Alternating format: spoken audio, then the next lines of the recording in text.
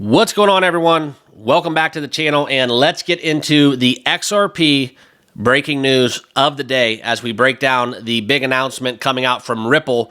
And I'm going to get into later on in this video how this impacts you as an XRP holder. Now, this is going to not be a surprise for a lot of you that do follow along on X. If you have heard this headline, great. I'm going to add to it and add my commentary and my thoughts moving forward and how this is going to benefit you as an XRP holder as well as the XRP army overall, because I feel like right now what we have going on in the bigger sense of what's going on with the government and crypto, it's like the wheels are spinning and everybody's just paying attention to what they're hearing. And there is a lot of stuff that's happening behind closed doors.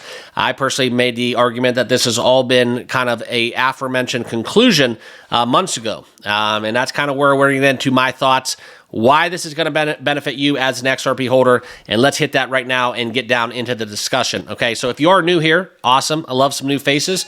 Hit that like button, hit that subscribe button, and if you are one of my followers on X that you're following along on that platform, be sure to hit the follow button on Twitter, X, whatever you want to call it, okay? So let's get right into it. I do want to share with you guys kind of the big storyline first and foremost, and that's exactly what we're going to show you right now. The DFSA license, okay, and that will allow for Dubai and the UAE cross-border payments to come into the forefront of Ripple in this conversation for cross-border payments, okay? So this is the first blockchain-powered payment provider that has had secure approval from the DFSA, which is the Dubai Financial Services Authority, okay? So what this will do is this will allow Ripple to offer regulated crypto payments and services within the Dubai International Financial Center, okay, the DIFC. Now, why is this important? Well, we all know the business doings for XRP and what they look to do abroad, and how this is something very much strategically placed. As we dive into the charts, I'm going to show you guys what XRP is doing right now. But this is a big storyline because we're starting to see the dominoes fall. Today it was the UAE. What are we going to see in other countries? What is going to be the next domino to fall? That's a question we have to ask ourselves, and the bigger question is, how many dominoes are we going to let fall before we finally say, okay, and it's kind of what I've been talking about for weeks now. The XRP price does not matter, okay? Simply put, it does not matter, because XRP in 2030 is going to be a lot different than XRP in 2025, as we're just struggling through figuring it all out, all right? So there is an argument to be made that once the speculation dies down, and we see this cooling where all the things become factual and everything becomes common knowledge, that's kind of where you might lose some FOMO. But if you look at the numbers and you run the transactional volumes and you run kind of what the inflows would be to XRP from Ripple, it's very hard to not find yourself in that camp. Now, I never tell you guys to buy or sell a crypto. I'm just going to tell you my thoughts. I do hold XRP, and if you're watching this video, I bet you guys do as well, and that's kind of why we want to talk about it. So XRP now up on the day 7% almost, as crypto is seemingly pumping into the green, $2.32 on the charts. It's something where we have kind of recovered a little bit from that 10.7% downturn over the last week. But let's get into kind of why this all matters. And this is where we look into this milestone as they're trying to change the rapidly growing and highly influential system that's in place for cross-border payments. Now, everybody kind of just jumps to the SWIFT banking system and how that's all carried out.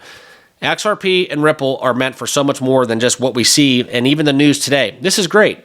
This is great, but it's still just a blip on the radar if we want to really put it in perspective, okay? But what it is it's a strategic move in the Middle East, where we all know kind of what is happening over there in terms of cryptocurrency. I just read a bulletin the other day, and in that bulletin, real estate agents basically are in Dubai are letting people buy real estate with crypto transactionally. Now, what do you think is going to happen when somebody wants to send $20,000, $50,000, $100,000 just like this? They're not going to do a wire transfer anymore. It's going to be XRP, okay? That's how I feel about it. Now, back into it, why does this matter? Well, the UAE is home to a $400 billion international trade market, which has seen increasing demand. And to cut down costs, to become more efficient, that is where Ripple just meanders their way right into the conversation as easy entry. Now, this is something where it's very strategic, okay? And you can kind of see what we have in terms of the quote that's coming out, and I believe this is from Brad Gardinghouse, and yes, it is. We are entering an unprecedented period of growth for the crypto industry, driven by greater regulatory clarity around the world and increasing institutional adoption. Now that's where we get into the next post. He says, thanks to its early leadership in creating a supportive environment for tech and crypto innovation, the UAE is exceptionally well placed to benefit. Now, that's very fascinating because they've always been kind of at the forefront, right? In some form or way, yes, I'm from the United States, but in some form or fashion, I've always kind of said it with a lot of instances when we're just talking crypto out with our buddies. Boy, wouldn't it be nice to be in Dubai? It would solve this problem. Wouldn't it be nice to live in Dubai? This crypto problem would be solved.